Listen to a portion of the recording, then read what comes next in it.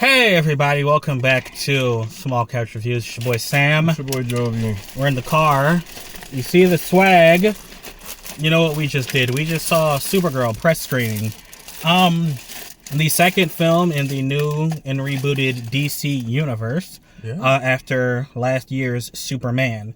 This time we follow his cousin, Kara Zor-El, as she goes on an adventure to save her dog.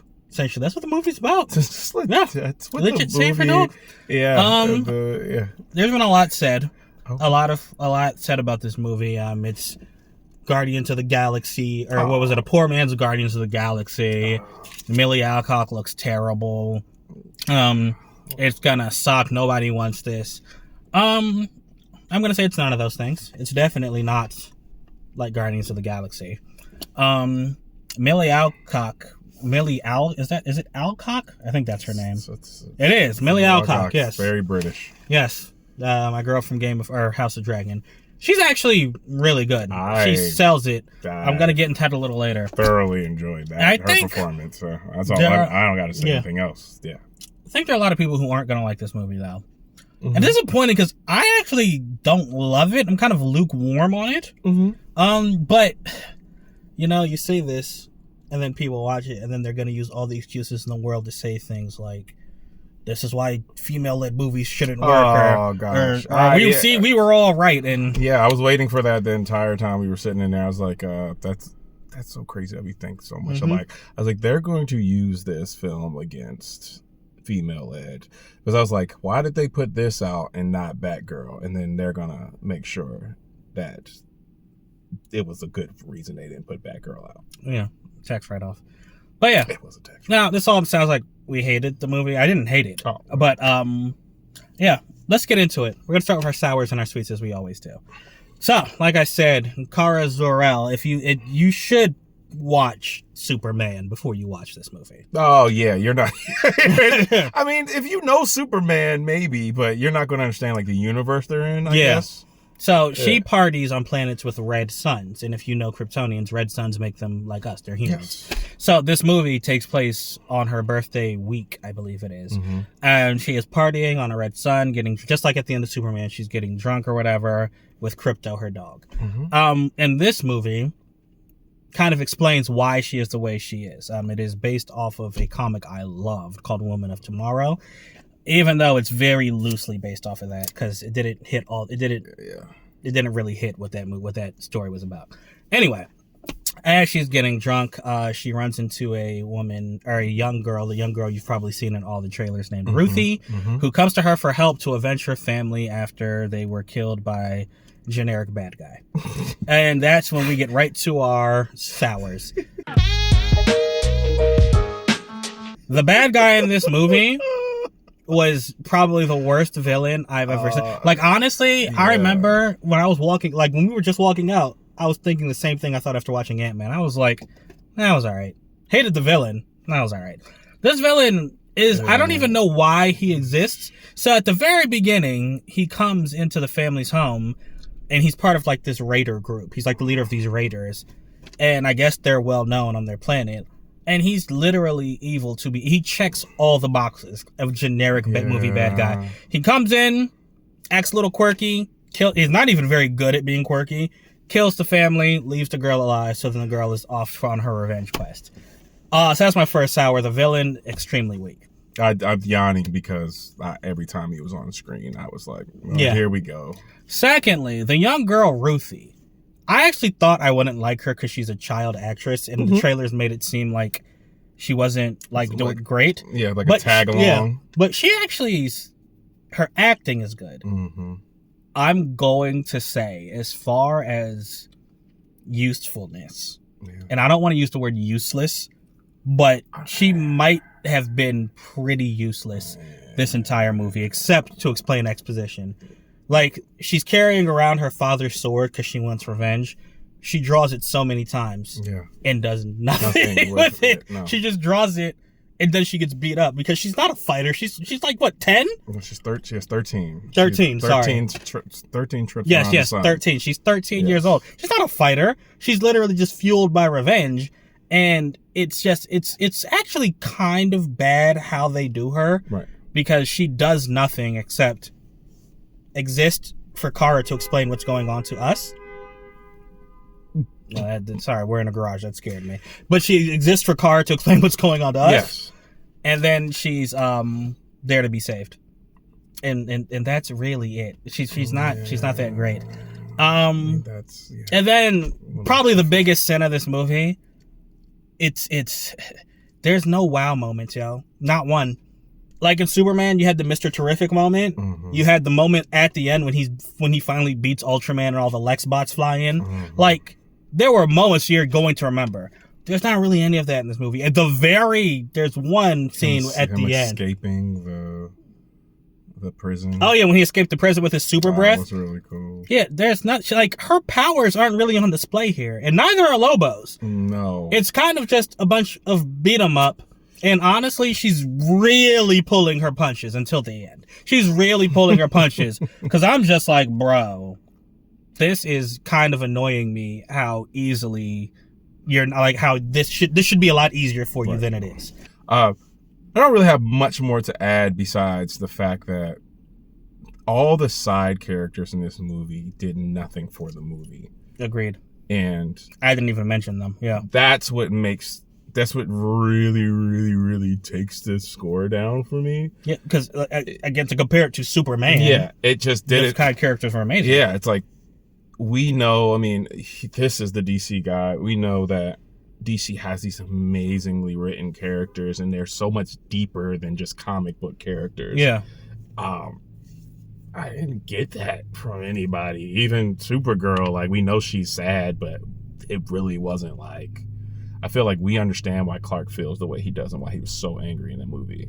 Yes. The first new Superman. Yes. It's very hard to keep. Yes. But with her, it's just like, yeah, you're sad, bro, but I totally forgot a huge thing. Yeah. The pacing in this movie, bro. So we see her past, and honestly, like, her past is like, because this movie is much more emotional than Superman, which it is. I thought that's what it was supposed to be. It's much more emotional. So you see what her life was like. Yeah. But the first time you see that, it's like 45 minutes in. Yeah. And you're like, well, this would have been nice to see at the beginning to understand your past. So. It's cut very weird. Yeah, it's cut weird. And then, if we had saw that in the beginning and then it cuts back, it flashes back every so often, like the movie eventually does, it does work. Yeah. But at the beginning, the way it happens, you don't see her past well into the movie, or until well into the movie, and when she's trying to explain to Ruthie why she is the way she is, yeah. And like, it was very strange. It did not work, and it didn't hit the way I think it would have hit if this movie, or if it was at the beginning. Yeah. Because there's a lot of points in this movie where it slows down, and I think you're supposed to feel something, but you don't. It didn't hit like it could have hit. It actually, like, slams on the brakes. Yeah. I mean, No, there's a great segue to what I want to say. Yeah, like, the film feels like it slams on the brakes about 6-7 times. Yeah, and I don't like that at all. Because it takes away from the amazing acting that was on display. It's besides Jason Momoa, he was just playing himself. Yeah, he was literally just himself. Yeah, that's not a sour. Sorry, guys. It's just funny to me that he's had such an amazing career. He can just play himself and everything. Yeah, that's it. That's it for my sours. Yeah, man. But yeah, what I liked though. Supergirl, Millie Alcock. She was phenomenal. Yeah. So great. I'm ready to see more Supergirl. Yeah, I want her. I want more Supergirl. I want more Super. We're saying it right now. Yeah. We want more Supergirl. The very beginning of this movie, it opens kind of like a comic book. There's just a montage of her in Crypto, and I love it. I couldn't tell she was British in this movie, so kudos to her dialect coach. Yeah, not at all. I loved her. Like, she has sadness, and so you can tell she's sad. She has sadness in her eyes. Even when the girl Ruthie keeps on saying, I'm going to kill this person. Supergirl's like, no, you can't do that, right? Like, and I like that they actually captured her spirit of, you know, you don't always have to be nice. You don't always have to be kind, Right. but you're good. Yeah. And she's good. She's That's good. the whole thing. And I love Yeah. if that is the message that we're going to give and they're going to get, and hopefully young ladies do go see this film. It's like, yes, you can be tough. You can be all those things, but still be good. Be good. Yeah. And I like that she always kept that. Yeah. I also like that she's very comic, like at the end, you'll see she's very comic accurate. So I like that as well. Yeah. And again, like the weight she carries, like this is why this is disappointing to me. Because I felt like she did her job. The movie, the way it was edited and the way it was directed and cut, I feel kind of failed her. Mm-hmm. Because I believe all the emotional baggage this girl is carrying. I see it. I believe it. Mm-hmm. So she was great. I also want to shout out her cousin. David Cornsweet is an amazing Superman. He shows up a couple times in this movie. He's just such a big goofball. Yeah. Like that dude, David Cornsweet, he's a movie nerd, and you can tell he puts in time to be the Superman. Like he's, oh my gosh, I'm just look chuckling. Forward, and that's what I said. Like I look forward to this universe with these two characters. Mm-hmm. So he's funny too. Yeah, man. He knows how to be awkward Clark Kent. Just because he was in a Superman costume in every scene, that was Clark talking. Yes, and it's exactly. And he's gee golly and holy smokes, like he's the Boy Scout, the nerd. And then last thing I'm going to say, we kind of said this in our sours, but her flashback scenes, they actually drew me in. Watching her life on Krypton, seeing her with her parents and how they raised her, that was great. I hated when it came, but watching it, I was like, this right here, I love this. This is why you are who you are. Right. And seeing her life in Argo City, it was great. Yeah. Also, the visuals in this movie were actually pretty good. That was going to be. I really don't have anything to add. My bad, but no, that was it.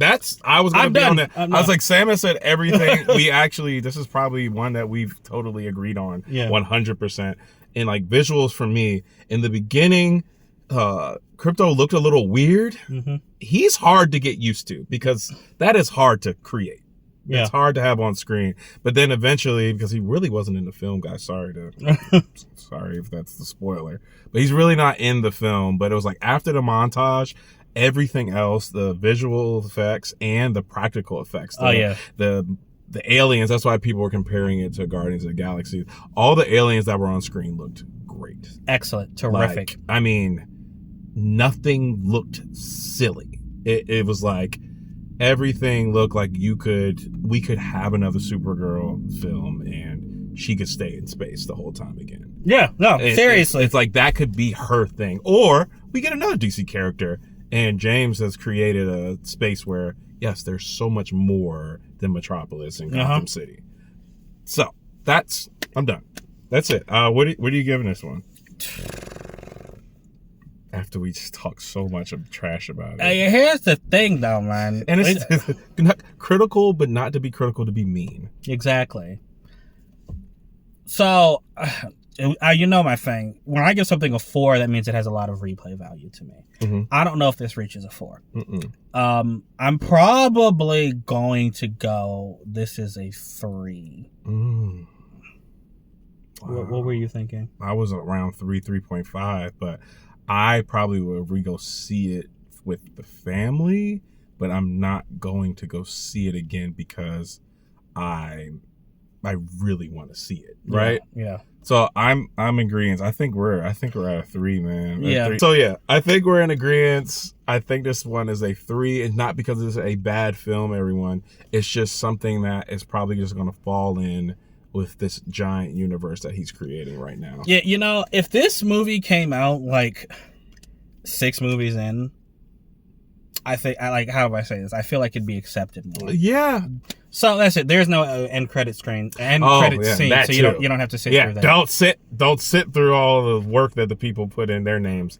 It doesn't matter because you get nothing at the end. There's no reward for sitting there and watching all that. So in the end, wasn't the greatest. It is not because Millie Alcock is Supergirl.